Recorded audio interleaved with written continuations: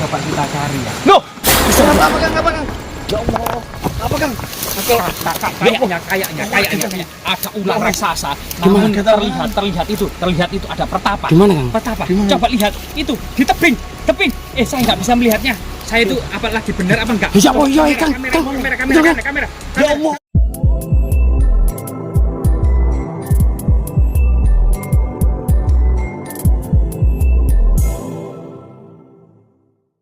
Tanggal 1 Suro ya, kemarin malam 1 Suro, di mana sebagian besar masyarakat merayakan, bahkan ada yang mencuci pusaka dan berbagai macam jejak-jejak ritual lainnya ya.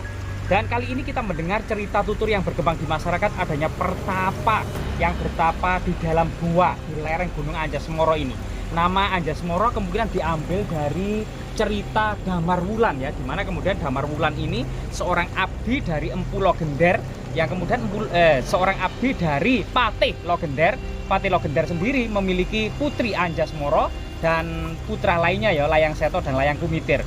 Namun kemudian karena ketampanan dari Damar Wulan, akhirnya putri Anjasmara ini jatuh cinta kepada Damar Wulan. Damar Wulan pun dipercaya bisa menumpas Minak Jinggo, termasuk kemudian memboyong dua istri Minak Jinggo, yaitu Dewi Puyengan dan Dewi Wahita. Termasuk kemudian atas jasanya ini Damar Wulan kemudian menikah dengan Ratu Kencana Wungu.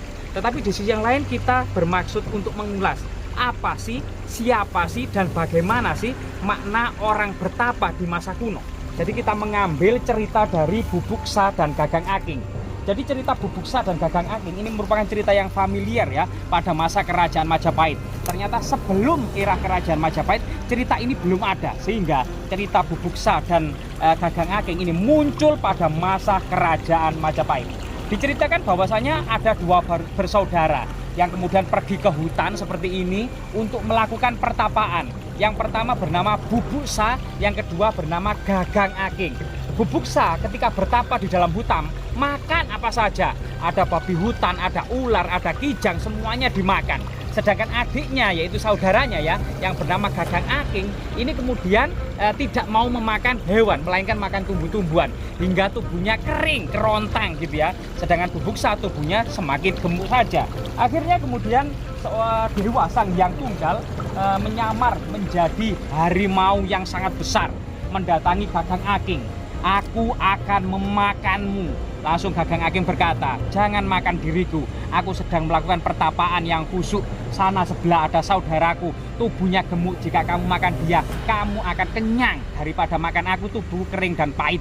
Maka kemudian harimau datang ke Bubuksa dan mengatakan, aku akan memakanmu. Bubuksa mengatakan, jika di akhir pertapaan itu kehendak dewata aku harus dimakan harimau, silakan saja memakan tubuhku. Kemudian harimau tersebut berubah wujud menjadi Sang Hyang Tunggal dan mengatakan, kamu telah lolos dalam pertapaan karena sudah kemudian bisa menjernihkan hatimu, maka naiklah kamu ke atas punggungku. Namun Bubuksa mengatakan, aku punya saudara di seberang sana yang juga melakukan pertapaan, tolong bawa dia ke kayangan juga ke surga bersamaku. Akhirnya kemudian Bubuksa naik ke punggung harimau dan Gagang Aking disuruh pegang ekornya. Dari relief-relief yang ada di Candi Penataran, beberapa candi yang ada di Jawa Timur, itu ada harimau yang ditunggangi orang gemuk dan ada orang kurus memegang ekornya. Itu adalah cerita Bubuksa dan Gagang Aking. Artinya memang bagaimana sih sebenarnya pertapaan pada masa kuno itu sebenarnya selain untuk menghindari segala nafsu duniawi, juga kemudian menjaga hati agar tidak dengki, tidak kemudian iri dan lain sebagainya. Ternyata seperti itu mungkin ya maknanya orang bertapa zaman dahulu. Nah, saat ini kita berada di lereng Anjasmara, lereng Welirang, lereng Arjuna dan Penanggungan ini merupakan pusat akademi pada masa kerajaan Majapahit, di mana kemudian dalam cerita fiksi yang bernama Arya Kamandanu yang karya Estijab tahun 1989 dalam cerita sandiwara radio Tutur Tinular. Ini ternyata tokoh ini hampir saja dianggap masyarakat bagian dari sejarah awal mula berdirinya Majapahit dan runtuhnya kerajaan Singosari. Sehingga kemudian cerita Arya Kamandanu yang merupakan murid dari Empu Ranubaya, sang pewaris pedang naga puspa ini diceritakan dalam cerita Tutur Tinural. Ini kemudian mengabdikan diri kepada Dyah Wijaya, sang pendiri kerajaan Majapahit ya. Termasuk kemudian ternyata Arya Kamandanu ini membantu Raden Wijaya bersama-sama pasukan Mongol mengepung Jayakatwang di Kediri. Termasuk kemudian berbalik pasukan Majapahit, pasukan Madura ini menghancurkan pasukan Mongol yang ada di Canggu. Ikut serta orang yang bernama Arya Kamandanu. Termasuk kemudian pengusiran pasukan Mongol yang ada di Surabaya. Arya Kamandanu ikut serta di dalamnya. Dan pada masa usia tua diduga Arya Kamandanu ini menyempurnakan catur asrama. Jadi di masa Majapahit itu ada tahapan hidup yang 4 namanya catur asrama. Yang pertama brahmacara atau brahmacarin ya, tahapan anak-anak mencari ilmu sebanyak-banyaknya. Sebagaimana kemudian Arya Kamandanu ini kemudian berguru kepada Empu Ranubaya sampai kemudian usia dewasa menginjak tahapan kedua grihasta, yaitu berumah tangga. Arya Kamandanu ini menikah dengan Maisin gitu ya, yang kemudian memiliki anak Ayuandira yang diasuh oleh nenek Raga Runting berada di lereng Gunung Anjasmara ini. Kemudian di usia tua, di usianya selain menikah dengan Maisin juga mengabdikan diri kepada kerajaan Majapahit. Di usia pensiun diduga Arya Kamandanu ini melakukan pertapaan termasuk membawa serta pedang naga puspa. Dan konon cerita masyarakat di lereng Gunung Anjasmara ini beberapa warga itu melihat sosok pertapa yang ditengarai itu Arya Kamandanu dengan pusaka pedang naga puspanya ya.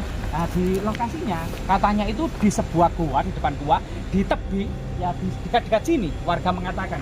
Coba kita cari pelan-pelan. Jadi sambil menikmati keindahan Sungai Galo yang sangat indah ini ya. Ini jejak-jejak apa namanya?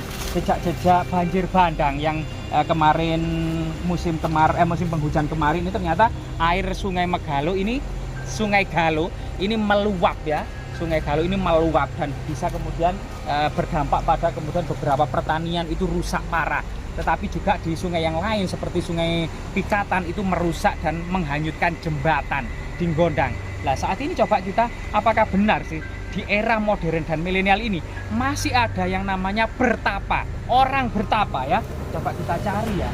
Biasanya memang di bukit-bukit seperti ini ya, di lereng-lereng gunung ini, di celah-celah sempit, di gua-gua, di ceruk-ceruk, itu memang diceritakan oleh masyarakat ada, dan masyarakat itu sering melihat sosok-sosok bertapa. Nah ini kita jadi penasaran ini. Nah, coba kita cari ya. Loh, Apa Kang?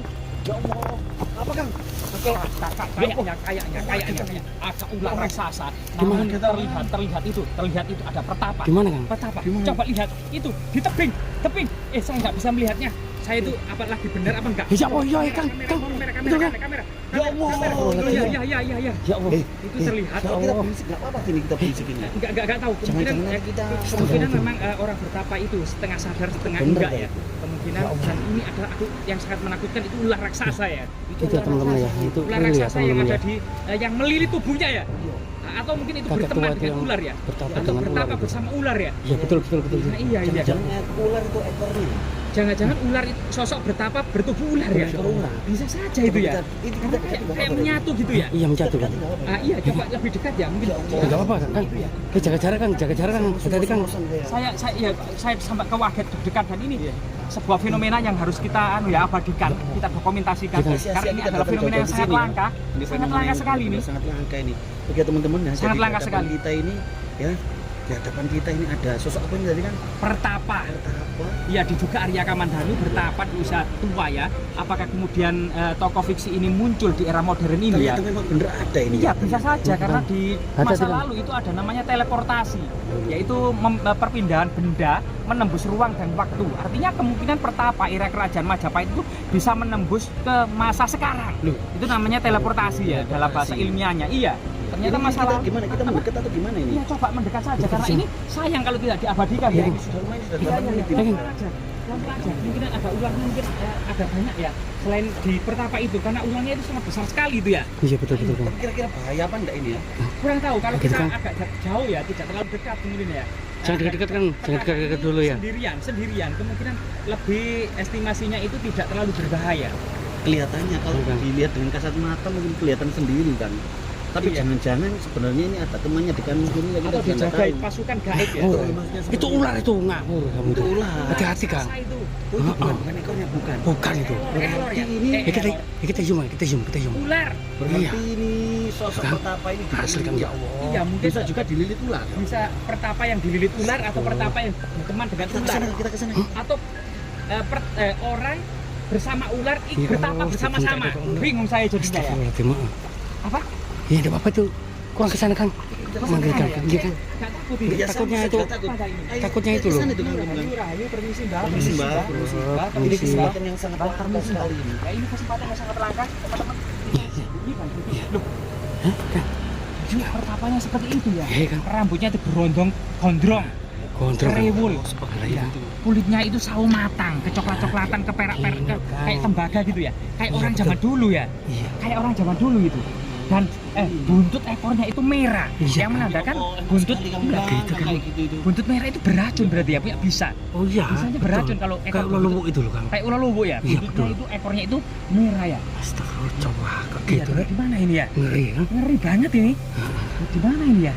Gimana kalau di anu Kang? Apa? Dibangunkan. Di apa? Hah, Tidak Kang? berinteraksi untuk berbicara. Enggak berani saya. Kamu gini ya? Ya Allah. Oh, Si Kang mati Kang apa? iya. Ya, Iya. Si Kang. Iya. saya bingung soalnya saya takut ini. Kita amati dulu ya. Terus kita apa dulu? Jangan sampai kemudian Iya. kehilangan momen. Betul. Ini momen yang sangat langka ini. Jangan sampai kehilangan momen. Ya bukan, hilang Kang. Ya Allah, cepat Kang. Naik dulu. Ya Allah, agak jalan belas kalau dulu. Ya Allah, loh, Kang. Ya Allah, Kang. Ya, Langsung itu tadi di depan mata kita, ya. Iya, Depan Kang. mata kita. Asli, Kang. Ularnya itu langsung lenyap, langsung hilang. Ding gitu hilang. Iya. Berarti ini sosok gaib ya. Sosok gaib. Berarti tadi bukan dibilang ular, nggak bukan percaya. beneran. Aduh, ternyata pertapa tersebut bersama sosok ular gaib yang langsung hilang lenyap Betul. dengan sekejap mata. ya Allah.